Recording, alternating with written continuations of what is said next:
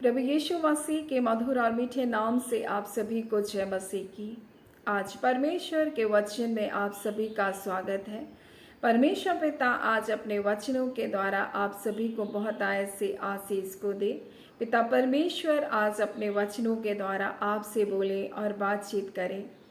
मरकुस उसका 14 अध्याय को हम अध्ययन कर रहे हैं और आज उसके 53 से लेकर 65 तक हम देखेंगे, जहाँ यीशु मसीह को महासभा के सामने पेश किया गया उसको दोषी ठहराने के लिए। और जब यहूदी मत के अनुसार जो महासभा हुआ करता था उसमें 71 सदस्य थे और इसमें फरीसी, सदूकी और धर्मशास्त्री हुआ करते थे। और जब यीशु मसीह का यहाँ न्याय किया जा रहा है तो हम इसे कह सकते हैं ये इतिहास का सबसे अन्यायपूर्वक फैसला है। और हम इसे क्यों कर कह सकते हैं, क्योंकि इस संसार ने अपने सृजनहार परमेश्वर को दोषी ठहराया, अपने बनाने वाले परमेश्वर को उन्होंने दोषी ठहराया। मेरे प्रियो, आज मैं परमेश्वर के वचन से जिन बातों को बताना चाहती हूँ वो निश्चय करके आपके जीवन को एक नया बल को प्रदान करेगा, आपको एक जैवन जीवन को जीने के लिए सहायता करेगा। और जब यीशु मसीह यहाँ महासभा में जब उसको सौंपा गया तो इस प्रकार से परमेश्वर का वचन हमें बताता है, फिर वे यीशु को महायाजक के पास ले गए और सब प्रधान याजक, पुरनिये, शास्त्री उनके यहाँ इकट्ठे हो गए। पतरस दूर ही उसके पीछे पीछे महायाजक के आंगन के भीतर तक गया और प्यादों के साथ बैठकर आग तापने लगा। प्रधान याजक और सारी महासभा यीशु को मार डालने के लिए उसके विरोध में गवाही की खोज में थे, परंतु ना मिला।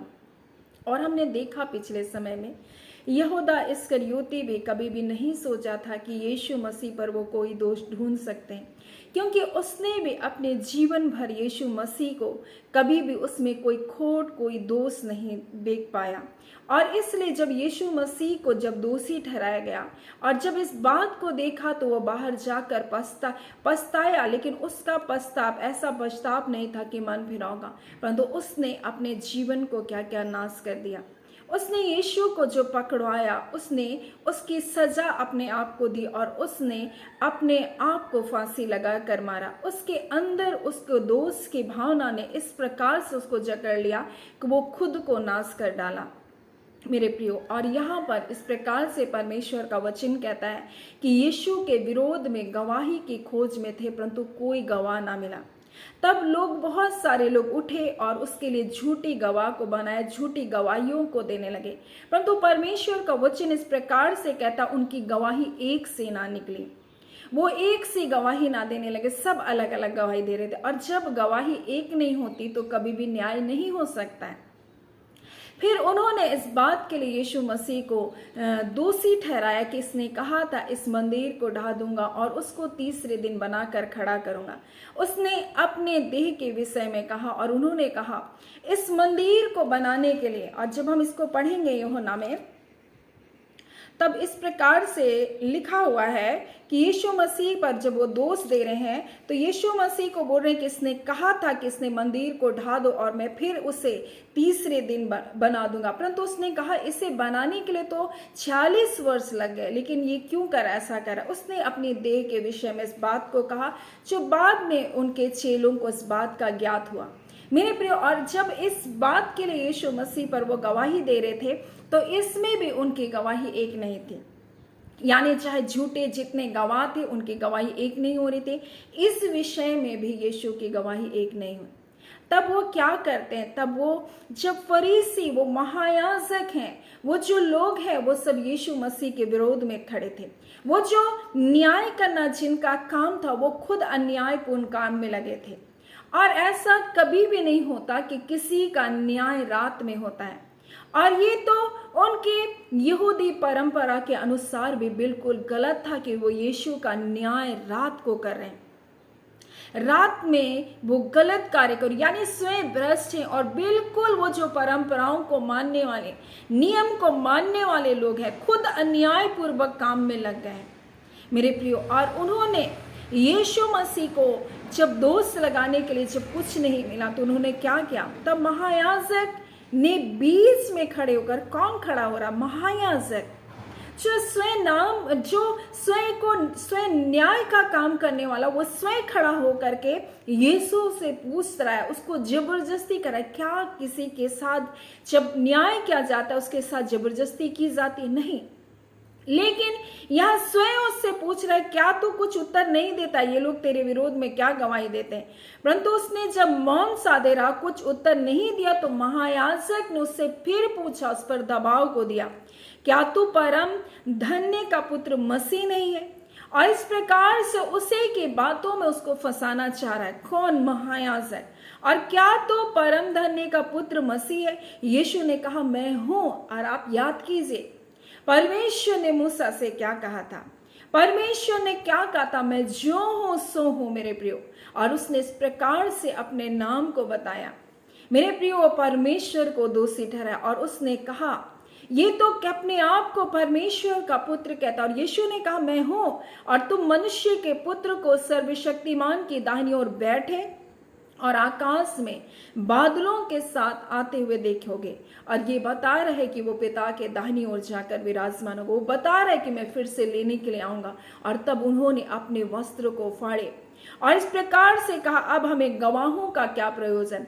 खुद ही उस पर जोर जबरदस्ती किए, अपने सवालों को डालकर खुद ही उसका उत्तर को दिया। और उसके बाद वो कह रहे, हाँ, जब इसने ऐसा कह दिया तो ये दोषी ठहराया गया। और इस प्रकार से वो लोग जब उनके आसपास खड़े थे, तब उसने क्या किया? और तुमने यह निंदा सुनी, तुम्हारी क्या राय है? तब उन सब ने कहा कि ये बद होने के योग्य। और सब को इसे लिखा थूकने लगे, उसके मुंह को ढांपने और उसे घूंसे मारने लगे और कहने लगे, भविष्यवाणी कर। पैदों ने उसे पकड़कर उसको थप्पड़ मारा।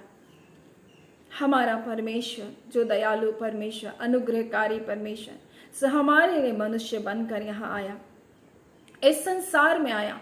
और इस प्रकार से यीशु मसीह के बारे में लिखा है, वो तो शांति का राजकुमार है, वो तो अगम्य ज्योति में रहने वाला है, वो तो महान प्रतापी परमेश्वर है। उसकी प्रभुता का कोई अंत नहीं होगा, उसके राज्य का कोई अंत नहीं होगा। मेरे प्रियो, वो हमारे लिए जब इस संसार में आया, संसार ने उसको दोषी ठहराया। आज मैं आपको बता दूं, अगर आप इस संसार में लोग आप पर दोष लगाते हैं जब आप प्रभु के कहलाते हैं, तो आप याद रखिए कि यीशु मसीह के साथ उन्होंने क्या किया। उन्होंने स्वर्ग के परमेश्वर के साथ क्या किया। आप तो मनुष्य हैं मेरे प्रियो, और आपके साथ अगर ऐसा कुछ होगा, जब लोग आप पर दोष ढूंढे, जब लोग आपको नीचा गिराना चाहे, जब लोग आपके विरोध में बातें करें, जब लोग आपको बुरा भला कहें, आप परमेश्वर को हो इस कारण, तो मेरे प्रियो, इसमें आप दुखी ना हो। जब आप पर दोष लगाया जाए तब आप निराश ना हो। कई बार लोगों की बातें लोगों के अंदर इतना घर करती है कि वो अपने जीवन को नाश करते हैं। जब लोगों की दोष लगाना उनके जीवन को इतना कचोटता है कि वो अपने जीवन को नष्ट कर देते हैं। परंतु परमेश्वर का वचन हमें क्या बताता है? यीशु मसीह कहता है, जब उसने हरे पेड़ के साथ ऐसा किया तो तुम सूखे पेड़ के साथ क्या कुछ ना करेंगे। जब उन्होंने मेरा तिरस्कार किया तो तुम्हारा भी तिरस्कार करेंगे। जब उन्होंने मुझे नहीं अपनाया तो तुम्हें भी नहीं अपनाएंगे। परंतु इतना ही नहीं अंत हो गया मेरे प्रियो, परंतु यीशु कहता है आगे, अगर उन्होंने मुझे स्वीकार किया तो तुम्हें भी स्वीकार करेंगे। पिता ने मुझे महिमा दी तो तुम्हें भी वो महिमा को देगा। मेरे प्रियो, ये अंत नहीं है अस्वीकार करना, ये दोष लगाना अंत नहीं है, ये ठुकराया जाना अंत नहीं है। मैं आपके लिए कहना चाहती हूँ मेरे प्रियो, क्योंकि यीशु मसीह को भी लोगों ने ठुकराया, उस पर दोष लगाया गया, उस पर थूका गया, उसको अपमानित किया गया, उसके गालों पर थप्पड़ लगाया, उसके मुंह पर टाँप कर कहा तू परमेश्वर का पुत्र है, तो भविष्यवाणी कर किसने तुझे मारा। कई बार आपको परमेश्वर के लोग होने के कारण कई बार लोग आपको परखेंगे, लोग आपके बारे में कहेंगे, लोग आपके बारे में दोष निकालेंगे, लोग आपकी छोटी छोटी गलतियों को गिनेंगे और लोगों के सामने बड़े बड़े तमाशे के रूप में प्रकट करेंगे। लेकिन ये अंत नहीं है मेरे प्रियो, ये अंत नहीं है। परमेश्वर का वचन कहता है, यीशु मसीह कहते हैं हमसे, जब उन्होंने तुम्हें ठुकराया, मुझे भी ठुकराएंगे, परंतु मुझे अपनाया तो तुम्हें भी अपनाएंगे। मुझे परमेश्वर ने कैसे महिमा को दिया तो वो तुम्हें भी महिमा को देंगे। और जब आप रोमियों के पत्री को जब आप पढ़ेंगे और उसके 8वें अध्याय और उसके 30 में तो इस प्रकार से लिखा है, फिर जिन्हें उसने पहले से ठहराया, जिन्हें बुलाया, और जिन्हें बुलाया उसे धर्मी भी ठहराया, और जिन्हें धर्मी ठहराया उन्हें महिमा भी दी। मेरे प्रियो, परमेश्वर आपको ऐसे ही रहने नहीं देगा। परमेश्वर आपको इन दोष की भावनाओं में पड़े रहने नहीं देगा। परमेश्वर का वचन कहता है आगे, अतः हम इन बातों के विषय में क्या कहें? यदि परमेश्वर हमारी ओर है तो हमारा विरोधी कौन हो सकता है? अगर परमेश्वर हमारे पक्ष में तो हमारे विरोध में कौन खड़ा हो सकता है? जिसने अपने निज पुत्र को भी हमारे लिए न रख छोड़ा और उसे हम सब के लिए दे दिया, वह उसके साथ हमें सब कुछ क्यों कर ना देगा?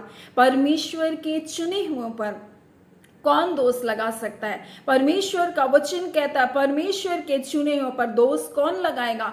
कौन है जो दोष लगाएगा? परमेश्वर ही है जो उसे धर्मी ठहराने वाला। फिर कौन उसे दंड की आज्ञा देगा? हम मसीह के हैं मेरे प्रियो, और जब मसीह की अवहेलना हुई, मसीह का तिरस्कार हुआ, मसीह को ठट्टे में उड़ाया गया, लेकिन ये अंत नहीं था। ये दोष लगाना, ये मृत्यु उसके लिए अंत नहीं था। उसी प्रकार से मेरे प्रियो ये हमारा भी अंत नहीं होगा, ये आप जान कर रखिए। ये हम सब के लिए यीशु मसीह आज इस संदेश को देना चाहता है। अगर आप निंदा, अपमान, ठट्ठा, दोष लगाए जाने से होकर गुजर रहे, अगर आप प्रताड़नाओं से होकर गुजर रहे, अगर आप तकलीफों से होकर गुजर रहे, अगर आप पर दोषारोपण लगाया जा रहा है, तो मैं आपसे कह दूं परमेश्वर का वचन हमें बताता है ये अंत नहीं, क्योंकि परमेश्वर ने जिसको बुलाया उसको धर्मी भी ठहराया, जिसे धर्मी ठहराया उसको महिमा भी दी। जब परमेश्वर हमारे पक्ष में तो हमारा विरोधी कौन हो सकता है? परमेश्वर जिसने हमें धर्मी ठहराया, कौन दोषी हमें ठहरा सकता है? मेरे प्रियो, आज परमेश्वर अपने वचन के द्वारा में ही बताना चाहता है यीशु मसीह के खिलाफ जो निर्दोष था, निष्कलंक था, मेरे प्रियो पवित्र था, उस पर कोई दोष नहीं पा सकता था, फिर भी उस पर झूठी गवाही देकर, झूठा दोषारोपण लगाकर उसको क्रूस पर चढ़ाया गया। क्या दोष लगाया गया? ये कि वो परमेश्वर का पुत्र है। क्या गलत था इसमें? वो तो स्वयं परमेश्वर का पुत्र था। उसने कहा मैं हूं, उसने अपना परिचय को दिया, मैं हूं। लोगों ने उस बात को नहीं पहचाना, उसने परमेश्वर को ही दोषी ठहरा दिया मेरे प्रियो। परंतु आज परमेश्वर हमें धर्मी बनाने के लिए अपने इकलौते पुत्र यीशु मसीह को दे दिया, और इसलिए उसका वचन कहता तुम पर कौन दोष लगा सकता है? परमेश्वर जब तुम्हें धर्मी बनाया, कौन तुम पर दंड की आज्ञा को दे सकता है? मेरे प्रियो, परमेश्वर आपसे प्रेम करता है। आप मसीह यीशु में धर्मी बनाए गए। आपके पुराने पापों को, आपकी गलतियों को शैतान दिखा दिखा कर आप पर दोष लगाएगा, आपकी पुरानी भूल चूक को लाकर आपको दोषी ठहराएगा, लोगों की आलोचनाएं आपको दोषी ठहराएगी, आपको नीचा करने की कोशिश करेंगे, अपमान, निंदा, कई प्रकार की बातें आपके जीवन को कुचलना चाहिए। परंतु मैं आपको बता दूं, जिस परमेश्वर ने आपको बुलाया उसने आपको धर्मी ठहराया, और जब धर्मी ठहराया है मेरे प्रियो, तो आपको महिमा भी देने वाला वो परमेश्वर है। आप पर कोई दोष नहीं लगा सकता, क्योंकि परमेश्वर ने आपको धर्मी ठहरा दिया अपने बेटे यीशु मसीह के द्वारा, आपके कार्य के द्वारा नहीं, आपकी योग्यता के द्वारा नहीं, आपके बहुत अच्छे कार्यों के द्वारा नहीं, परंतु परमेश्वर के अनुग्रह के द्वारा, उसके बेटे यीशु मसीह के द्वारा आप धर्मी ठहराए गए। हर आशीषों को पाने के आप हकदार हैं, हर भलाइयों को आप पाने के हकदार हैं। परमेश्वर आपके जीवन को बहुत ऐसे आशीष को दे। आमीन। आइए हम प्रार्थना करेंगे। धन्यवाद देते हैं जीवते सच्चे सामर्थ्य अबा परमेश्वर, हम प्रभु यीशु मसीह के मधुर और मीठे नाम से आपके निकटता में आते हैं। हम आपका धन्यवाद करते हैं आज के सुंदर दिन, सुंदर समय के लिए, आपकी दया, आपके अनुग्रह के लिए पिता परमेश्वर। आपकी दया के द्वारा परमेश्वर एक नया दिन आपने अपने लोगों को दिया, और इस दिन पिता हम आपके शुक्रिया अदा करते हैं, आपके धन्यवादी हैं प्रभु, आपकी सुरक्षा, आपकी भलाई के लिए, आपके अद्भुत आश्चर्यजनक कार्य के लिए पिता। हाँ पिता, और आपका वचन कहता आप इतने आश्चर्य कर्म करते हैं जो गिने नहीं जाते। ओ माइटी लॉर्ड रिबा शानदाराबा, आज खुदान परमेश्वर जितने टूटे हैं, बिखरे, हाँ पिता, दोस्त की भावनाओं में जी रहे हैं प्रभु जी, अंधकार में पड़े हैं प्रभु, आज यीशु के नाम से प्रभु जी आजाद किए जाए। मसीह यीशु आपकी धार्मिकता के द्वारा परमेश्वर अपने बच्चों को उठाकर खड़ा करे खुदान परमेश्वर, एक नया बल, नई शक्ति, नए सामर्थ को दीजिए। और दुर्बलताएं, कमजोरियां प्रभु यीशु के नाम से दूर किए जाने पाए। हम आपके सामर्थ्य पवित्र हाथों में आपके प्रियजनों को सौंपते। हम एक एक व्यूवर्स को ब्लेस करते प्रभु, एक एक बुजुर्ग माता पिता को, एक एक भाई बहनों को, जवान बेटे बेटियों को, छोटे बच्चों को, हम सभी को आपके लहू में ढांपते हैं। खुदान परमेश्वर आपका कल्याण, आपकी कुशलता, हाँ पिता आपकी भलाई परमेश्वर, आपकी चंगाई के सामर्थ एक एक के जीवनों में बहने पाए। हाँ पिता जितने रोग दुख बीमारी में, दर्द और पीड़ा में, यीशु नासरी के नाम से इसी घड़ी आजाद किए जाने पाए। हर बंधन यीशु के नाम से टूटने पाए। हाँ पिता जितने कड़वाहट, कटुता, बैरभाव, दोषारोपण की भावनाओं के बंधनों में बंधे, ऐसे सारे बंधन टूटने पाए। मसीह यीशु आपकी शांति हर एक के सोच और विचार पर, मन और हृदय पर कब्जा करने पाए। हम एक एक जनों को आपके हाथों में सौंपते हैं। हम धन्यवाद देते हैं पिता, आपने प्रार्थना को सुना। प्रार्थना धन्यवाद के साथ यीशु के नाम से हम मांगते हैं। दया सुने, अनुग्रह से ग्रहण कर लीजिएगा। आमीन। परमेश्वर पिता आप सभी को बहुत ऐसे आशीष को दें। आमीन।